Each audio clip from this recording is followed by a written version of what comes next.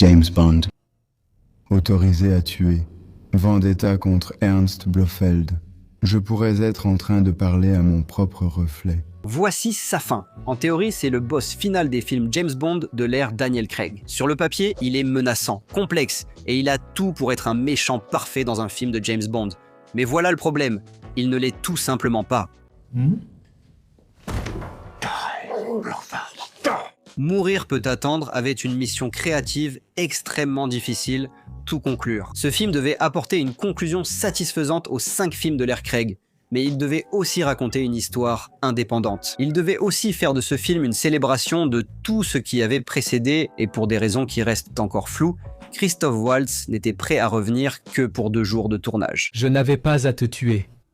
Je t'avais déjà brisé. Ça fait beaucoup d'impératifs créatifs à satisfaire, et heureusement, Eon produit ses films depuis le début.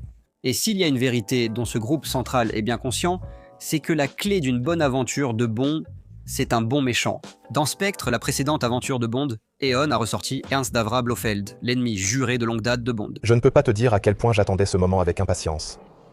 La franchise l'a mal géré.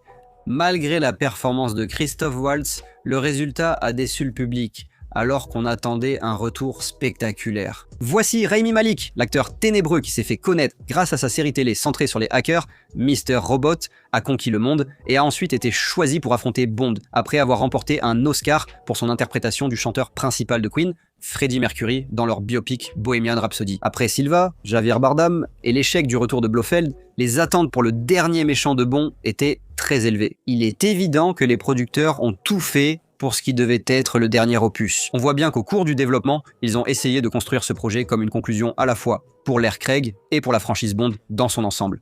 Mais comment faire cela? En ramenant l'un des meilleurs méchants que le cinéma ait jamais connu, le Dr. No. Cette fois, Dr. No, vous ne vous en sortirez pas.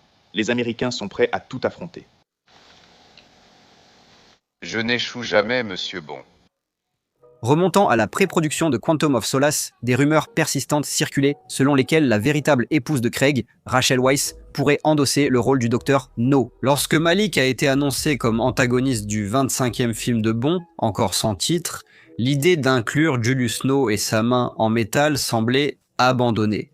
Mais les choses ne sont pas si simples. Mourir peut attendre contient de nombreuses références au Dr. No. Le motif à poids dans le générique d'introduction, le fait que Safin porte un masque No japonais dans le prologue du film, et même la séquence où Bond prend sa retraite en Jamaïque avant de retrouver Félix dans une boîte de nuit jamaïcaine. Ce sont des hommages évidents, mais il y a sans doute davantage. Certains diront que Mourir peut attendre ne fait pas seulement référence à Dr. No parmi les précédentes aventures de Bond. Au service secret de Sa Majesté reste bien présent à l'esprit. Nous avons un peu de temps. Mais ces références obliques ne sont rien comparées au fait que la retraite insulaire de Safin et son repère de méchant brutaliste sont évidemment censés être une reprise du complexe du Dr. No, jusque dans les cuves d'eau radioactives qui dévorent les gens vivants. Safin lui-même est un personnage aux motivations et à l'iconographie mitigée. C'est un obsessionnel, un maniaque et un antagoniste typique de James Bond dans la mesure où il a un plan pour détruire le monde. Il se trouve aussi qu'il est obsédé par exactement ce qu'il faut au film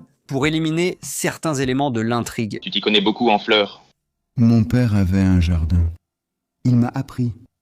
Il est mort quand j'étais jeune, mais mon intérêt est resté. Attends, Safin est-il censé être le fils du Dr. No? Eh bien, oui et non. Il est clair que dans une version initiale du scénario de Mourir peut attendre, Safin devait être le fils du Dr. No. Cela aurait été une raison amusante pour laquelle le titre du film est Mourir peut attendre. Surtout parce que c'est ce qui est dit dans le film lui-même.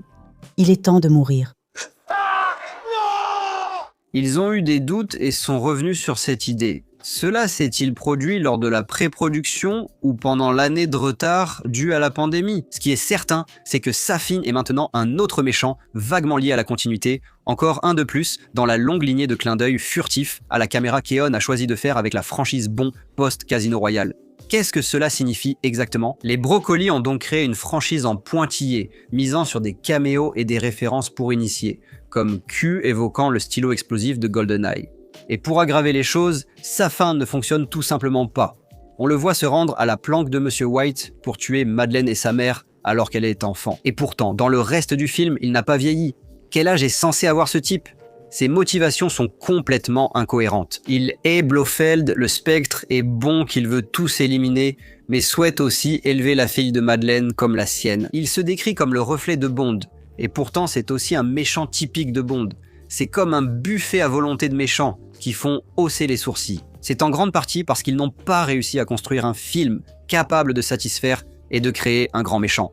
Ils avaient besoin de créer un méchant pour conclure les éléments de l'intrigue des 4 films précédents. Mourir peut attendre dure 2h43. C'est trop long pour un film de Bond.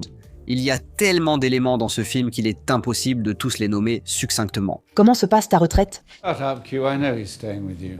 Même le simple fait que Blofeld soit dans le film pendant moins de 10 minutes et meure, cela montre à quel point ce film essaie d'aborder de nombreux sujets. Une des principales raisons pour lesquelles ce film est aussi maladroit, c'est que Danny Boyle, le réalisateur de 28 jours plus tard et Slumdog Millionnaire, a été renvoyé de la production seulement 60 jours avant le début du tournage principal. Les Broccoli ont finalement engagé Cary Joji Fukunaga comme réalisateur et ont vite entamé une course folle vers la date de sortie. Est-ce compréhensible que sa fin soit confuse et mal définie? Oui. C'est juste dommage que cette franchise ait dû se terminer sur une note aussi mineure. Safin, s'il avait été conçu comme un nouveau Dr No, aurait sûrement fait un excellent méchant. Les personnages étaient clairement inspirés des livres. Il est à la fois Blofeld du roman de Fleming, On ne vit que 2 fois, et Julius No de Dr No. Il a un jardin de la mort, une obsession orientaliste et un virus qui transforme les gens en armes. Mais ils ont évidemment décidé qu'après la mauvaise réception de Blofeld et du Spectre, il était trop risqué de revisiter l'un des méchants classiques de Bond. De plus, l'idée d'encadrer une grande franchise avec un duo père-fils séparé de 50 ans est excellente. Dommage que la façon dont c'est exécuté tombe à plat à chaque fois. Mis à part le prologue et une scène où Safin visite Madeleine dans son cabinet, il n'apparaît réellement qu'environ 2 heures après le début de Mourir peut attendre. Et quand il apparaît, il n'a que quelques scènes pour vraiment montrer qui il est au public. Regardez simplement la scène où il fait visiter son jardin de la mort à Madeleine et à la fille de Bond. Tension et excellente performance de Malik. Celui-ci te fait obéir aux ordres. Tu ne fais jamais de bêtises, mais tu pourrais en faire. Nous ne devons pas mal nous comporter. S'ils avaient pu lui donner ne serait-ce qu'une ou 2 scènes de plus avec ce niveau de potentiel dramatique, son rôle aurait été perçu de façon radicalement différente. Le film Dr No fonctionne si bien parce que Bond et Dr No passent pas mal de temps à s'affronter en face à face. Safin et Bond n'ont pas ce même privilège. Bien sûr, ils se battent dans une mare d'eau, mais cela n'a pas vraiment le même poids narratif. Mourir peut attendre prend sans conteste le plus grand risque de l'histoire de la franchise Bond en, attention spoiler, tuant James Bond. C'est tragique qu'il n'ait pas créé un méchant à la hauteur. Les faiblesses de sa fin ne viennent pas de Rami Malek, qui a brillamment joué le rôle attribué. Le problème, c'est que Broccoli et Fukunaga n'ont pas eu le temps de développer Safin, car ils se précipitaient vers la date de sortie. Le produit fini est simplement oubliable. La véritable mort de James Bond n'était pas mourir peut attendre, mais de ne pas avoir eu le temps de bien faire les choses. Eh bien, c'est tout pour cet épisode. Qu'en pensez-vous ? Safin était-il un méchant qui fonctionnait bien dans le film final? Dites-le nous dans les commentaires ci-dessous et, comme toujours, laissez un j'aime et abonnez-vous pour plus de vidéos comme celle-ci.